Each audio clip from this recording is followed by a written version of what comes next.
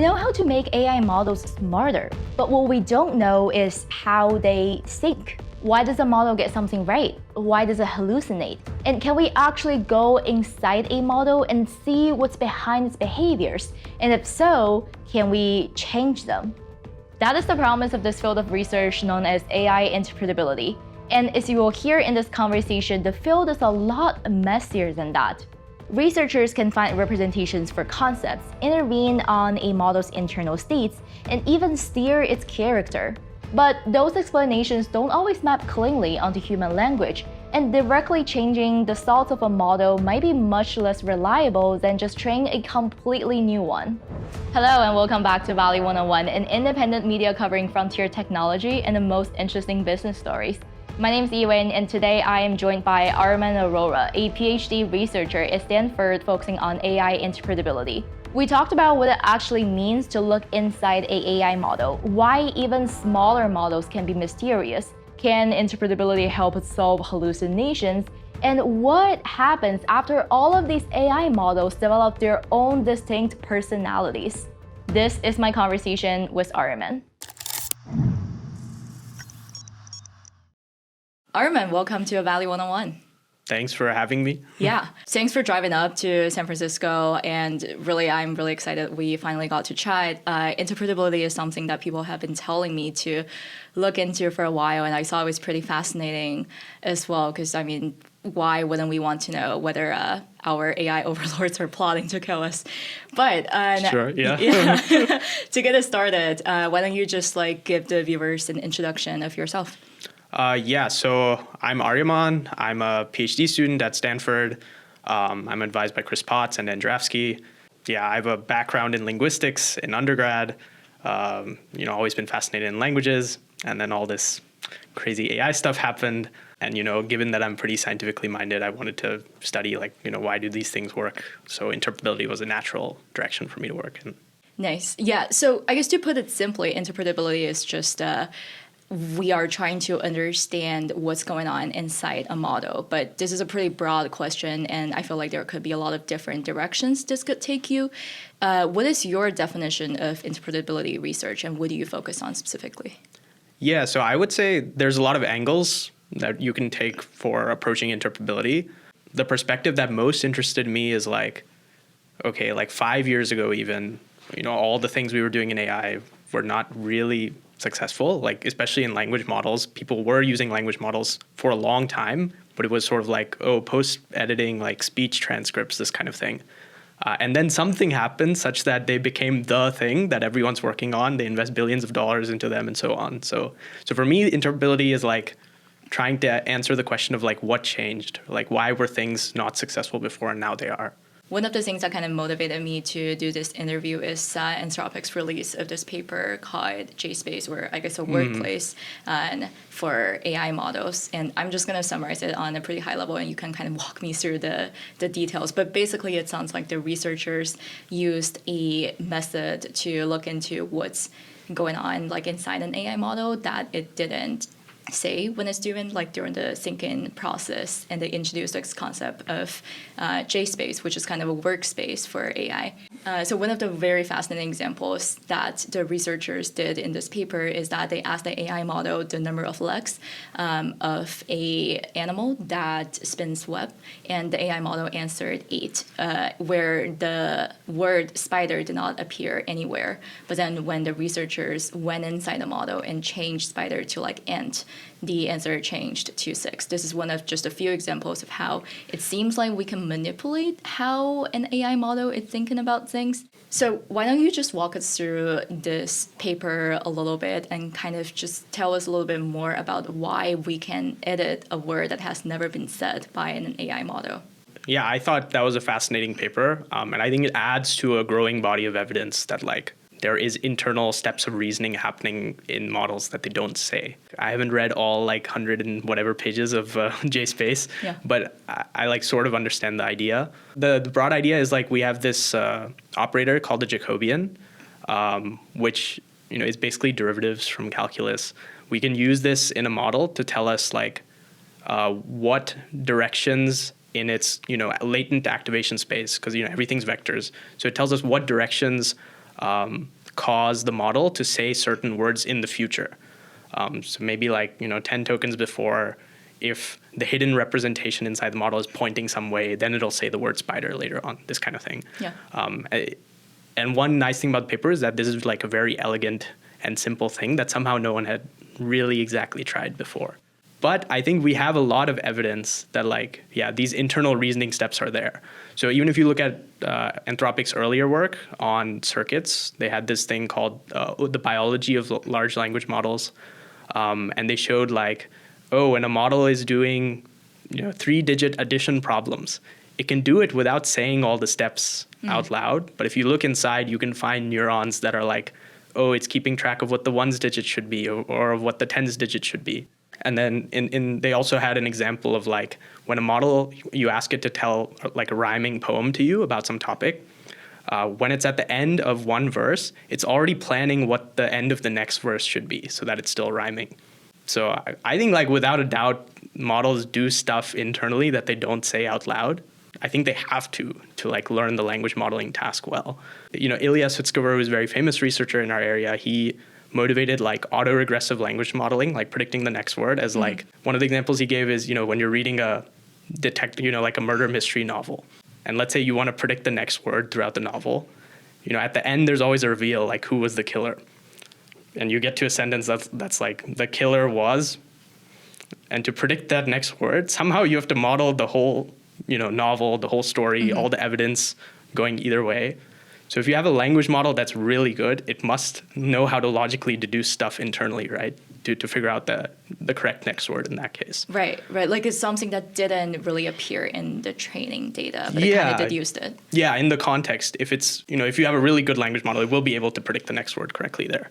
Yeah. And to do that, it must have like a world model inside of like how people interact and like what the evidence was for, all this. I wish I had a better example, but, he is Ilya Sutskever. It's hard to come up with better examples than his. As in like we don't know what that world model is yet. Is that something that we're trying to solve right now? Or? Yeah, so I think the goal of interpretability is like, okay, we know in order to do really well on next token prediction, you must develop a really complex internal model of like what's going on in a text. And like our goal is to like figure out what that is. Got it. Let's just take a little step back into this internal reasoning because it's kind of in direct contrast to what we now know as chain of thoughts, which is what the model spells out when it's thinking, if I can put it that way. And why is chain of thoughts not the best way to understand how like a model thinks? I don't know if I'd make that strong a claim. It's definitely useful. And so it's also super obvious that like models that didn't have chain of thought like a year and a half or two ago, they're like worse. They're like strictly worse than models that are trained with chain of thought now. So therefore, chain of thought must be doing something useful, like something very useful. That's like when we switched to reasoning. Yeah, models. When we started training models to reason before they say the word, before they say their answer. Yeah, I'm a big fan of like, you should do the simplest thing first. This is like everything I've learned in research. If I combine it together, the most important thing would be like, just do simple things first before moving on to complex things. So I think like checking the chain of thought is super simple compared to solving interpretability. So we should do it. And in practice, like, when Anthropic or Meta or OpenAI, they run their safety audits, they do check if the model's chain of thought is like saying sus things or like planning to do weird things. And it seems to help them catch misalignment to some extent. So yeah, I do think chain of thought is like useful to analyze. I guess before we get into more examples of how this works, I just wanted to talk a little bit about kind of the end goal here, because I think it's pretty clear why we should all care about what's going on inside a language model. But I'm wondering, what do we do after we understand what's going on inside it? Like, what are the applications, or we don't have to get into specific applications now, but like, what is the goal, and why should us normies care? I think so. There's sort of two sort of applications that I feel like, solving interpretability would lead to. So I think one of them is like trust. Like to have trust in technology, it's important for us to know how it works. If you think about, I don't know, like there are regulatory bodies in governments that regulate like, how you manufacture airplanes, how you do like industrial machinery or like, oil fracking and all these things. It seems like to regulate impressive technologies that can be useful, we do need to understand the failure modes and figure out how to assign liability and all these things. Yeah, I think right now it's really hard to regulate AI stuff because we sort of don't know how to prevent bad behaviors or even know why something bad happened or who to blame, because no one really knows, where some behaviors come from. We have this, massive data sets, long training process. It's really hard to tell what caused something. So I think sort of for improving societal trust, it would be useful if we understood why behaviors are happening. Even if we don't have a perfect understanding, if your doctor is using an AI system or something like that, you, as well as your doctor, will probably want to know why it's producing some output, right? Yeah, so that's one side of things. The other side of things is I do think a lot of AI progress, research-wise, has been extremely empirical. And this is not a bad thing. Of course, in our field, it's so easy to run experiments compared to chemistry or biology or real world things. Yeah. It seems as stuff has gotten better, it's because some people, or some really smart people with great intuition have come up with things and they don't know why those things work, but they work. There's a famous Google researcher, Noam Shazir. Mm-hmm. I guess he's not at Google anymore, but he invented a lot of the architectural improvements that led to modern transformers, and he's on the original Transformers paper. He has a paper where he introduced gated linear units, which are just one more architectural thing. In the end of the paper, he's so he shows all his experiments, he shows they're better. He's I don't know why these things work. I attribute it to divine providence. It's a crazy line to put in a paper. He's sure, God gave me the vision of trying this experiment and it worked. So. And I think that's kind of crazy that we have to rely on people who have amazing intuition to make progress in the field. There should be something more systematic, or I believe there must be systematic reasons why certain things succeeded and others didn't. So I think if we solve interpretability, we could figure out why some things worked and some didn't, and maybe that will help us improve the models in a more systematic way or control bad behaviors in a systematic way. One of the things people say is that a model could be sufficiently aligned that at least it wouldn't lie to an user. And, we've been talking about interp and understanding what's going on. Kind of, what is the relationship between that and alignment? I do think a big motivator for many people working in interpretability is we cannot trust what the model says, right? A model might, on the outside, on the behavior we observe, behave totally fine, especially in a testing environment. Maybe it behaves perfectly fine, and you think it's good to deploy, and then you deploy it, and then some crazy stuff happens. Maybe the model is aware that it's being evaluated, and then when you deploy it, it's oh, now I can do what I really want. Yeah, a lot of the interest in interpretability for alignment is motivated from we cannot draw good conclusions always just from the behavior of the model. So I guess I could give an example. Yeah. So let's say maybe there's some new person you met. When you make a new friend, you do want to make sure they're a good person, right? Someone you can trust, especially before you start telling them your secrets or things like this. And an interesting thing about people is we of course cannot know what other people are thinking at any time, but somehow society still works, right? So if you make a friend, maybe situations happen where if they had taken a certain decision, it would mean that they don't have your best interest in mind. Maybe they have to, protect your secret at cost to them, and they choose to take the cost to help you. And from events like this, that's how we build trust in other human beings, even without knowing what they're thinking internally, right? So people's actions sort of reveal their character in the right situations. Alignment is somewhat similar, where with these language models or any AI system, one way to develop trust in them is to test their behavior in cases where if they took a certain decision or not, it would tell us if it's good or bad, or if they have good or bad character. And certainly you can get a lot of evidence from this. Now, unlike people, right, these models run on someone's, some computer out there, right? In principle, we can check every computation that went into some output. Unlike people, we deploy, millions of copies of a model. People pay for models to do all sorts of stuff. We don't always know what the intentions of people using these models are. So it's of course quite different from having a human employee, right? Where you have some baseline trust that, okay, even if they're bad, they probably can't do that much damage. Yeah, so I think interpretability makes sense given that the stakes are quite different. And also it's much easier to monitor the internals of a language model in principle. if we just knew what to look for, we could find it. We don't have to like do anything crazy to figure out, oh, what was this matrix multiplication result, right? Can you just elaborate a little bit on when you say like when we know what to look for, what specifically are we like looking for now? So I guess in the world where interpretability is solved, maybe we know that, okay, if this vector inside the model's internal representation is pointing in this direction, we know it's planning to do something bad, something like this. If we knew this, we would just check, right? Yeah. We don't need to do anything crazy. Whereas, even if with a human being, we figured out how the brain works, and we could figure out, oh, like this person is going to start running if this neuron in their brain lights up. This is like practically we're not going to be able to, insert a electrode in a person's brain to figure this out, right? It's quite different. And of course, yeah, like humans are humans. Yeah. It's like we're not going to treat them the same way we treat something that runs on a computer. No, exactly. And it sounds like because of that, it's easier to do that on models instead of humans, because in models you have like, thousands of copies, and then you can kind of dissect a model. Yeah, sort of. Maybe if you figure out one of them, that solves a lot of problems, right? If you can reverse engineer one model. Got it.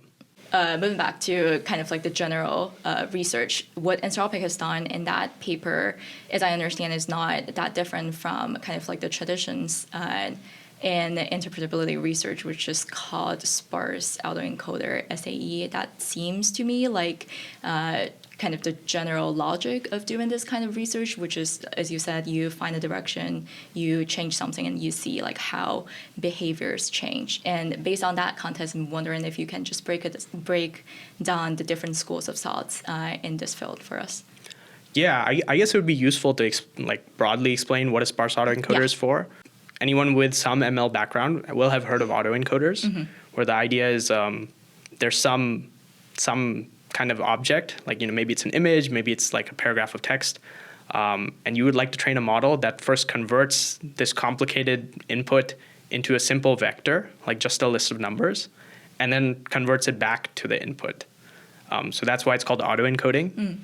And the idea is if you train a model to do this, you get this nice vector representation of any weird input you give it. So if you can convert all your images into vectors, then it's easier to do like similarity search. Yeah, that's sort of the idea. Yeah. The vector is a nicer representation of the thing. And so autoencoders are a classic concept. In interpretability, the idea was like, okay, we'll take all these hidden representations in the model. So these are just like vectors in like layer 20 of a big language model.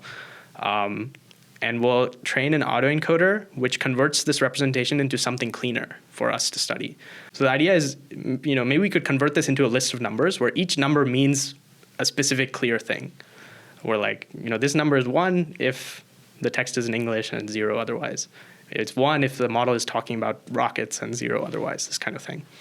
So sparse autoencoders were like a way to set this up as a technical problem such that we would end up with a clean list of numbers when we feed in a model's representations. Yeah, and I think the nice thing here was like, okay, if we just have a list of numbers, some of those numbers will mean the model is behaving badly or it's like misaligned, and we'll just figure out to set that number to 0. In practice, it's like extremely messy, and like things don't work out as cleanly as we would like. As in the numbers are not clean enough? Yeah, they still don't mean like one thing. And it also depends on what data you train the sparse autoencoder on.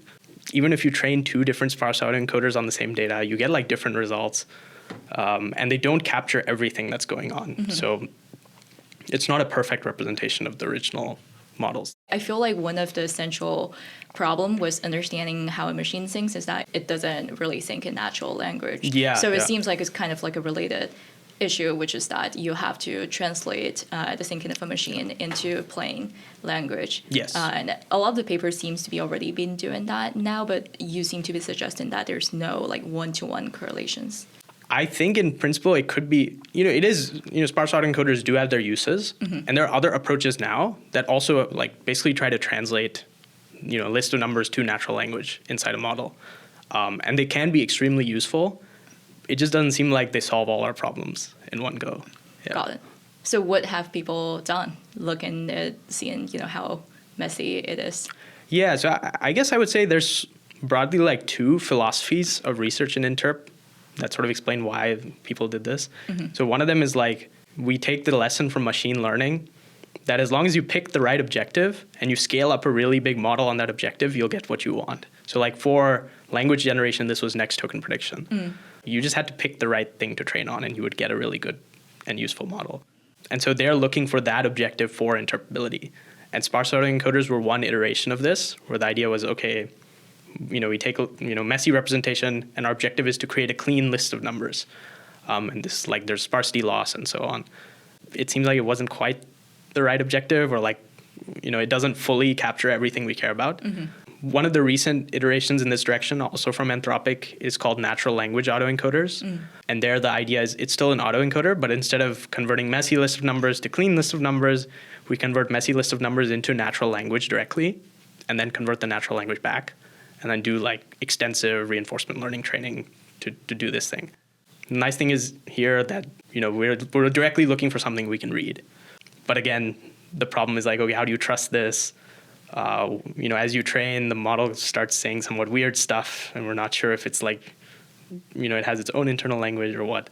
But anyways, yeah, the whole philosophy of that line of interpretability research is like, we'll train a really big model to solve the problem for us. We just have to pick the right problem.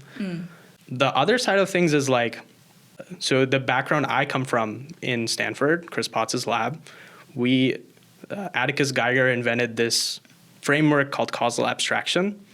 And the idea there is like, given some hypothesis about the internal reasoning steps of a model, we can test this hypothesis using interventions on the model. So let's say you think, a model has some direction in vector space that represents whether it's talking in English or not. If you make a claim like this, I can just test it by like adding that vector or subtracting that vector, right? And then see what happens. We have this hypothesis testing framework. A lot of people figured this out at the same time at many different places, where like doing interventions on a model is a way to test hypotheses about it. And the nice thing is you can sort of trust the results of this, given you pick the right hypothesis to test. What are some of the hypotheses? Like, how do you pick the right hypothesis? Yeah, so I would say definitely a limitation of this approach has been we have to study really constrained things. So maybe we can like come up with hypotheses for how a model does addition, or how a model does like linguistic stuff, like singular versus plural, subject-verb agreement, this kind of thing. Very constrained stuff. And we can test this and like figure out a lot, actually. We can figure out exactly what attention head, what MLP is doing what. But like a lot of the questions we care about are not so simple. Like if you want to know, is the model thinking about lying to the user or something like this, it's not clear how to set up an experiment like this in this framework. Yeah, so a lot of the progress in this direction now has been trying to automate the manual step of coming up with hypotheses. So maybe a language model agent gets tools which are for like doing interventions. And it's basically like doing what a human would do, but we train a model to do it. So I would say these are like sort of two different philosophies, and I see stuff diverging in interpretability along these two. I see. Does an agent usually come up with better hypotheses than humans, or do they come up with hypotheses in any like different perspectives or directions compared to humans? Yeah, I think things are still early. I haven't seen like I haven't had a moment where I'm like, the language model clearly had a better idea than me to test on this. Okay. Maybe other people have, because I also don't have the compute to run a lot of this stuff currently, right, as a PhD student. What is the compute need for? I think that's the problem. As the field progresses, Interp will need a lot more compute. So I think a really wonderful thing about Interp has been like, there are random high school students who get into interpretability research. I get emails from random Bay Area high school students who are like, I ran this experiment on GPT-2 on my laptop, and I thought, I want to show you. Wow, yeah. And this may be one of the few things in AI where you can do stuff like this right now, because we don't understand really small models, right? But if a kid wants to get into reinforcement learning, they gotta buy compute to do anything. Got it. That's really I do think Interp is changing, though, in this way. I wanted to talk a little bit more about how you got into this, because you said that you were a linguistics student during college, and you kind of saw this connection between language and language models. And tell me more about that connection. And specifically, like, I feel like when I hear about interp research, a lot of people make the analogy of a brain. Like they make the neuroscience analogy. They think they're doing like biology and dissect a language model, but you seem to be taking it from like a different perspective. Yeah, so for my background, I was always into languages since like middle school or something. Of course, my family's multilingual. We spoke Hindi at home. At some point, I had a bunch of friends who spoke Mandarin, and I was so interested in like, how is this language different? All this kind of stuff. So I was always super into languages.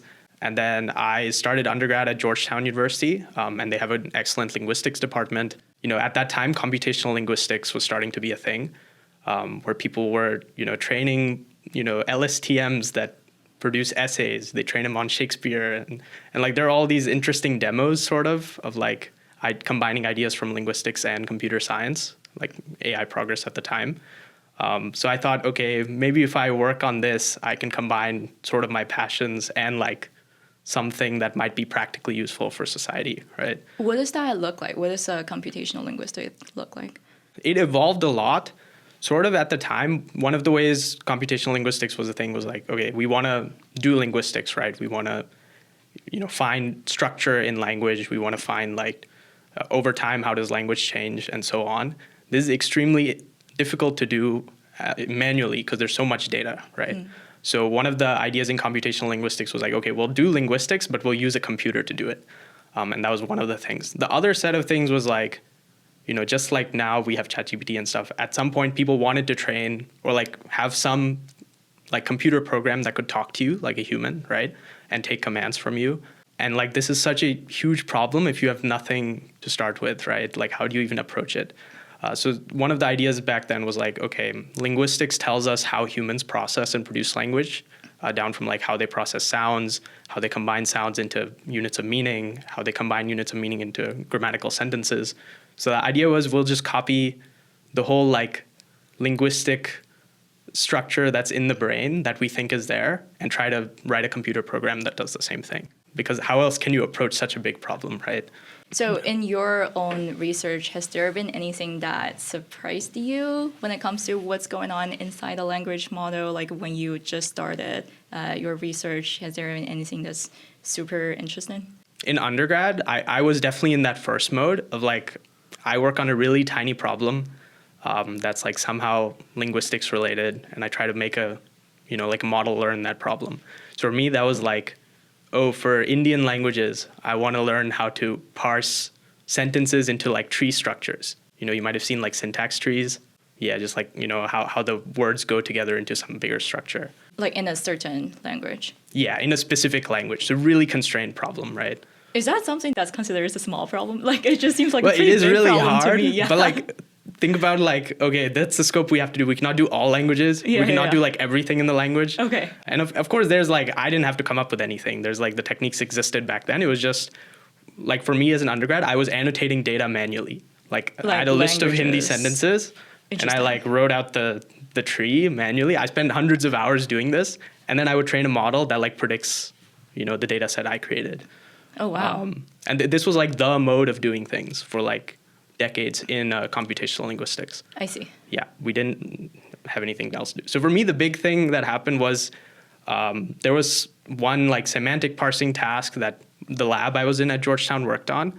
And my advisor was Nathan Schneider. He had like different students doing different languages on the same task. And so we had this like complicated setup for training a model. We would take a BERT, we would stick an LSTM on it, we'd stick a CRF on it. None of these words are like relevant today, but back then there was some complicated thing you would train. And this thing would do okay. Like it would learn the task to like 60, 70% accuracy. One day I had the thought of like, what if I just take a BERT, but then I take like the biggest BERT we can find then. So like Microsoft had released some larger models. And then just fine tune like a linear projection at the end. So none of the complicated stuff, just train a really big model on the same task. And this thing was like 80%, 85% accuracy, like off the bat. The first experiment I ran, and I was like, whoa, if I just use a bigger model, all this like complicated stuff we were doing before is like not necessary. And it was like probably 2022 or something. I think that was the moment I was like, wait, like the models are still like, I can fit them on my laptop. There are a couple billion parameters. We'd seen at that point the models keep growing, right? OpenAI released like GPT-2 XL around that time. And then Microsoft had the bigger distill BERTs. So if you looked at the trend, it was like, okay, the models keep getting bigger. All of these tasks that we think are important as computational linguists, they're just going to be solved, like without us doing anything special. It's like you discover scaling law kind of situation? I think that was like the time I felt like, oh, this is what a scaling law is. The scaling law paper existed by then. There were several of them. But like for my stuff, it hadn't like affected me till then. Yeah. I hadn't thought about it till then. And it was like 2-3 years into my undergrad. So, I was happy doing like standard projects until then. To build on that, you had a paper in 2024 on causal gym. Is that the correct way to pronounce it? Yeah. That's like a benchmark for testing how a language model performs in linguistic tasks. Mm-hmm. Does the field need benchmarks? Yeah, so I would say in general for interpretability, so if you look at progress in other parts of AI, let's say you want to train models to be good at translation or like, I don't know, math problems, math Olympiad problems. We have benchmarks for that. You can run it on like IMO questions or stuff like this. And you just, to check if progress is happening, you just check the score on this benchmark. I think in interpretability, we don't have like clear benchmarks that tell us that we're progressing in the right direction because it's really hard to measure progress. A lot of interpretability is about like, producing explanations that satisfy a human and are true. And both of those things are hard to test. Yeah. So my idea in that paper, and of course, I think that paper is very constrained. This was like my first PhD paper. The idea there was like, okay, linguistic features, every model, even the smallest model has to keep track of like singular, plural, all these basic linguistic things. They have to be in there somewhere. A good test of an interpretability method is if it can find, an internal mechanism that corresponds to that linguistic feature. Because we know it has to be there somewhere. Yeah, it's harder to make this claim for more complex, reasoning steps. So it makes more sense to start small.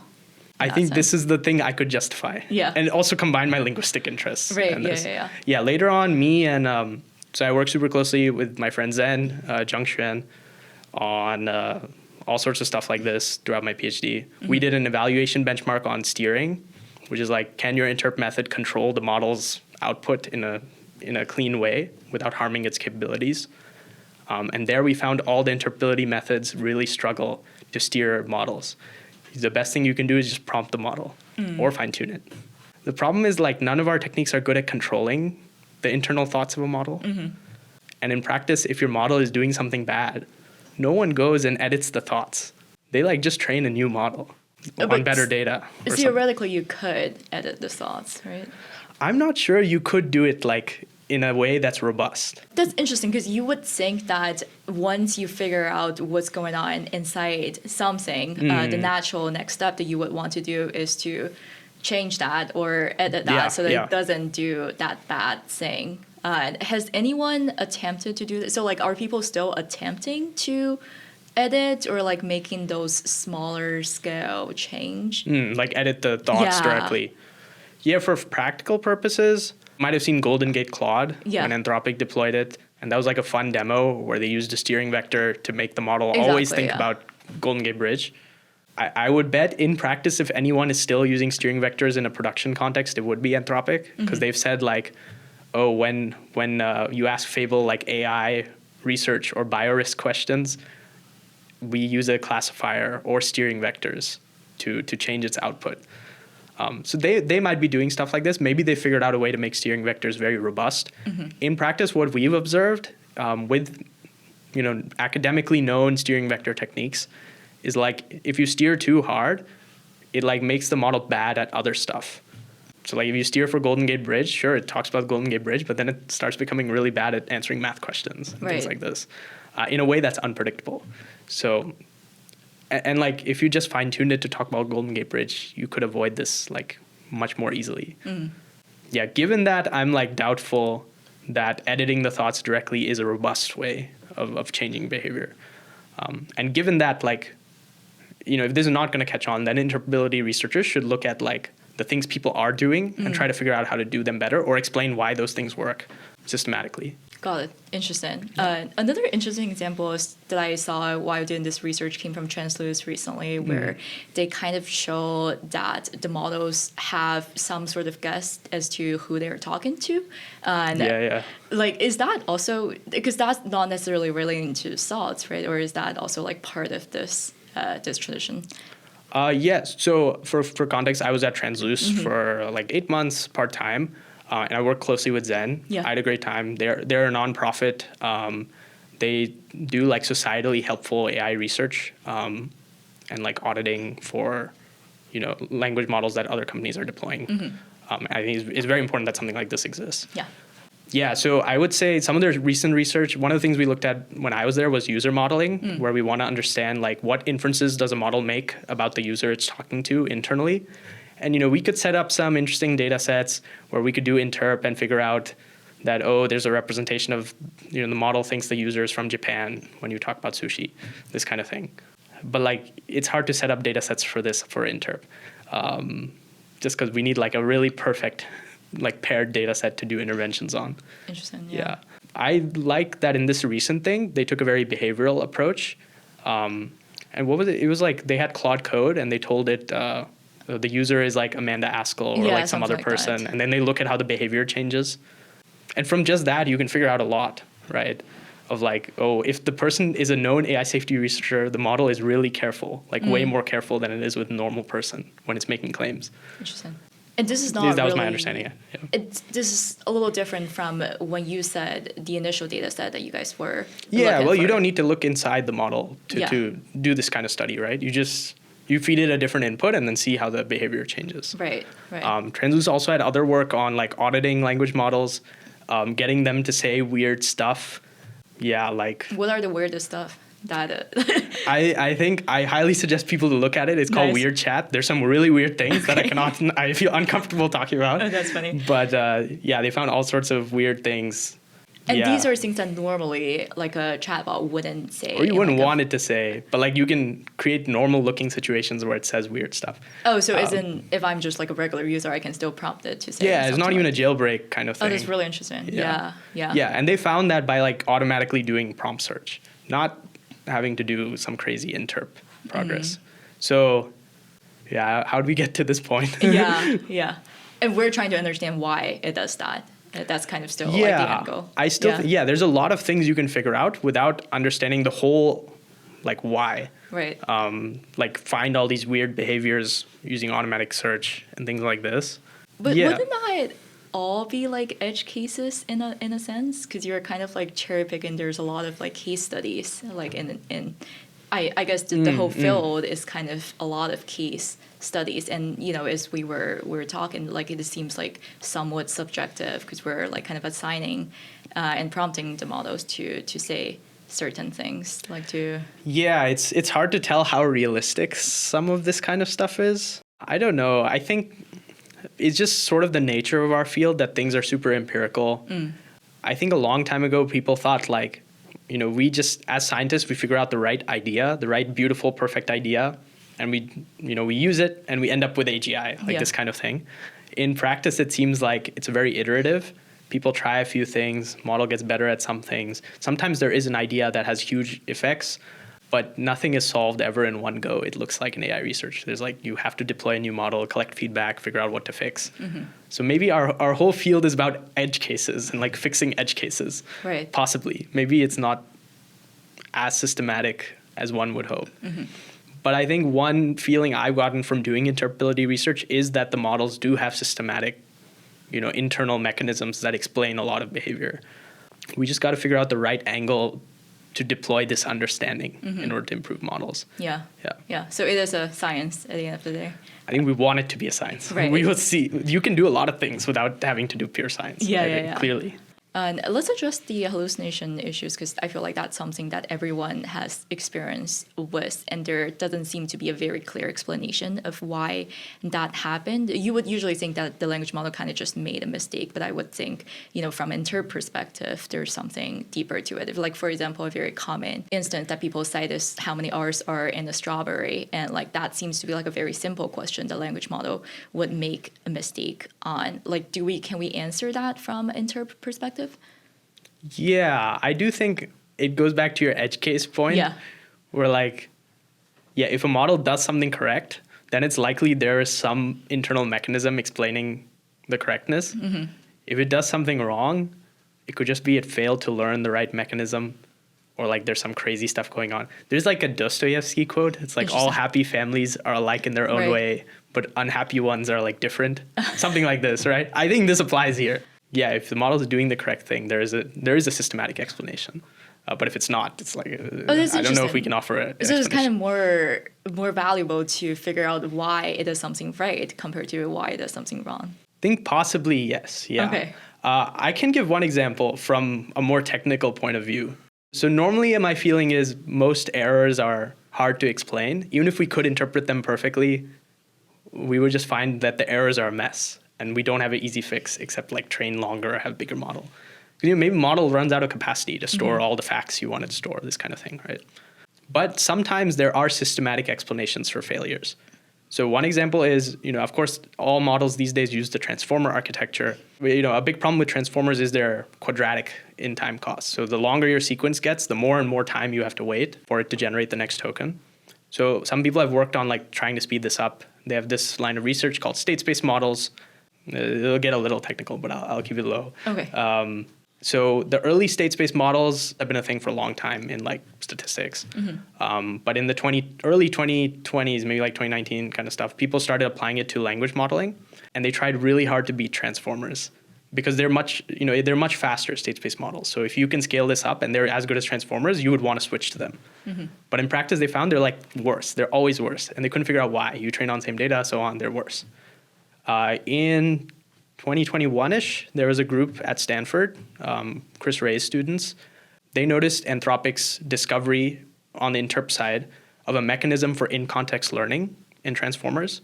So in transformers, you prompt them with some stuff, and they can understand the context and use that to do things. Maybe you give it examples of a task you're trying to do, but you don't know how to explain that task, so you just give examples. It figures out rules to like predict that task. And they get better with more examples. This is a crazy finding from GPT-3 era.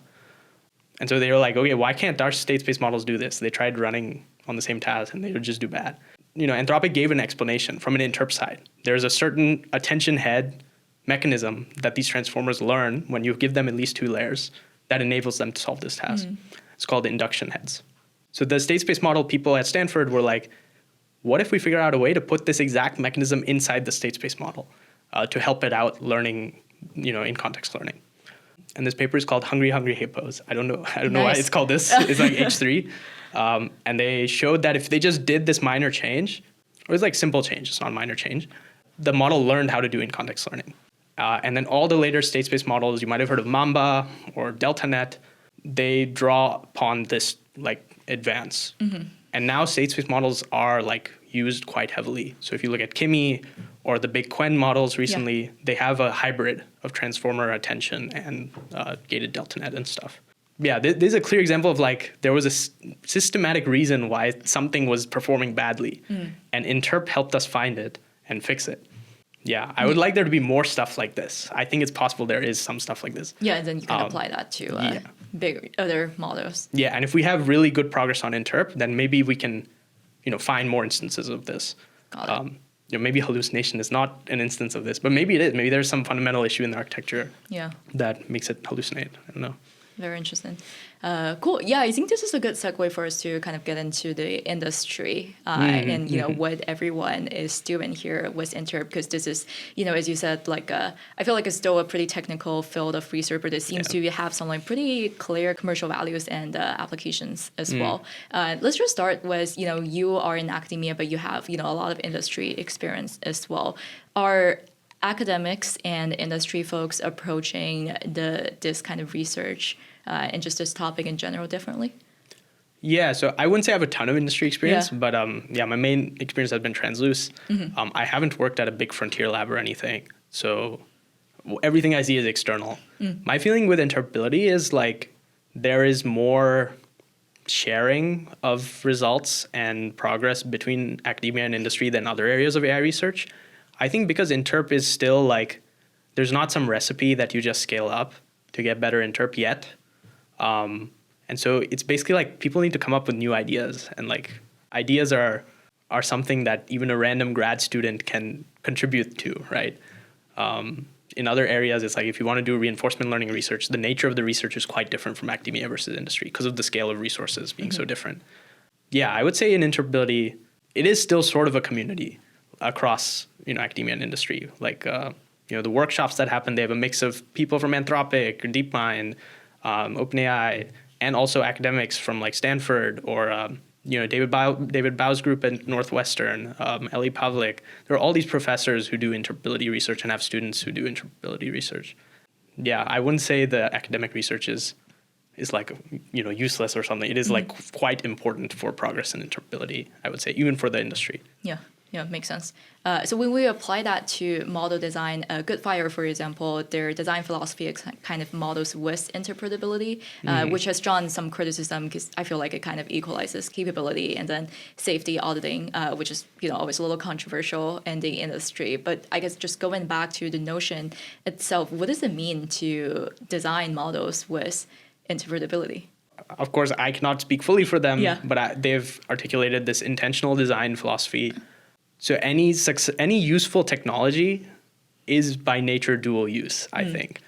If we talk about nuclear power, very helpful from a renewable energy standpoint, but those same progress in that same science led to nuclear weapons. AI research itself is like this, right? As we made progress on coding agents, this could be super helpful for all sorts of people who don't know how to code, but they have things they want to do in their life that no one has, served a product or like service for, and they can do it themselves now. But on the other hand, random person has frontier level cybersecurity skills and can hack into whatever. Yeah. So I think there's if something's useful, it's going to be dual use. And as a society, we have to figure that out. For interpretability, if we succeed in figuring out why a model behaves in a certain way or figuring out how to improve models systematically, of course, this will be dual use. This will help us audit models, but it might also help a bad actor figure out how to remove alignment from a model. I think this is by nature going to be true. That doesn't mean we shouldn't do it. It means that yes, we must regulate or something or have a democratic decision-making process that decides who gets access to this powerful technology. I would say so far, Interp hasn't progressed enough to be dangerous in this regard. Right. I think there's still a lot of work to do before it reaches a point where we have to start worrying about this. So I give you one example of the state space model improvement being driven by interpretability progress. Yeah. There are maybe a few more examples like this, like attention sync stuff, but I wouldn't say there are a ton. And this is because people have not, Interp hasn't progressed enough to systematically give results in this way. I'm not too worried about it yet. I think there's still so much fundamental scientific work to do that this is still kind of far. Yeah. And I think it's good to ground progress in a real application. And one of those applications is making better models intentionally, right? So. Yeah. And another pretty clear use case is just in the drug discoveries and I guess medicine, DNA models and all that, right? Yeah. Goodfire has a large life sciences team that's trying to reverse engineer scientific discovery models, including DNA models and stuff. So, it would be cool to figure out how language models work. It would be super exciting for linguists, I hope, to know how they process language. But this is cool. The real applications would be you train models for climate, or you train them, to model the climate, or you train them to, do protein folding. Can we pull out human understandable algorithms from them that help us, make scientific progress? Because we also want to understand why they work, right? I think the scientific applications could be very big. Yeah, makes sense. Is the model that's more interpretable necessarily mean that it's safer? I don't think so. Yeah. Because if you know why it did something, you could also use it to exploit its behavior, right? Maybe you could figure out more easily how to jailbreak a model if you know why it wasn't jailbroken by some prompt, right? But I do think transparency is just overall a net good thing. Yeah, it seems bad from a societal point of view if we trust our lives to these complex algorithms that we don't understand. People are not comfortable, for instance, with social media stuff because there's these algorithms that serve videos that people like and so on, and it eats up a lot of time. It may be bad for children. And I think if companies were transparent about how they train these algorithms, how they work, why they recommend you certain things, it would at least help us decide as a society, if we want them or not, or at least have more trust that no one's trying to do malicious things, right? Yeah. I think it's similar for AI systems. Yeah. A lot of people don't trust AI companies or AI progress. They're quite worried about it. So transparency seems just like a good thing to have in general. Yeah. Yeah. Is there, I mean, I guess this field is still like pretty early on. Has there been any progress that allows regulators to kind of start drafting policies already, like in that front? Yeah, I would say, I mean, it's a hope for interpretability research to provide stuff like this. I guess that's, part of the reasoning behind nonprofit orgs like Transluce. Many other interpretability organizations, they want to provide tools for regulators to help figure out, why models do certain things so they can better control them. The AI Safety Institute in the UK, they do interpretability research. I would say there's still a lot to do. I don't think, we cannot confidently make new legislation based on stuff like this yet. Another thing that came to mind, character training is something that I've been looking into recently. We have all of those different language models and talk to us in a bit of a different way. And we mentioned a minute ago before, we have all of those philosophers kind of teaching language models how to do things, different principles on how they approach things, and I guess consequentially also shaped their personalities, like the model's personalities. How are you thinking about all of that, where models are becoming more differentiated from each other? They're different persons. I'll definitely say it's a really weird position that we're in now, that this is a thing we discuss, right? That is weird. Language models have characters. It seems to be true, and there's evidence for it from point of view. Yeah, it's kind of crazy. Yeah, I do think there is there's been interpretability work showing that the internal representations of different types of character are organized in some way in representation space. Anthropic had this assistant access thing where helpful assistants lie in one direction, and if you get misaligned assistants, they lie in the other. There is a potential for interpretability. If we can use interpretability to steer the training process somehow, it could be a way to finely control character. Right. With more guarantees than we have right now, where we just train on data, especially as we do AI, constitutional AI kind of stuff, where an AI decides how to reward some behavior or not in the character training process. And this is something we would like to control, I think, and maybe interpretability in the training process has a role to play. Awesome. Thank you so much, Aryaman, for joining us for this podcast. And thanks so much for your time. I'm looking forward to your research and what you end up doing after your PhD. Thanks for having me. Thanks for having me. Appreciate it.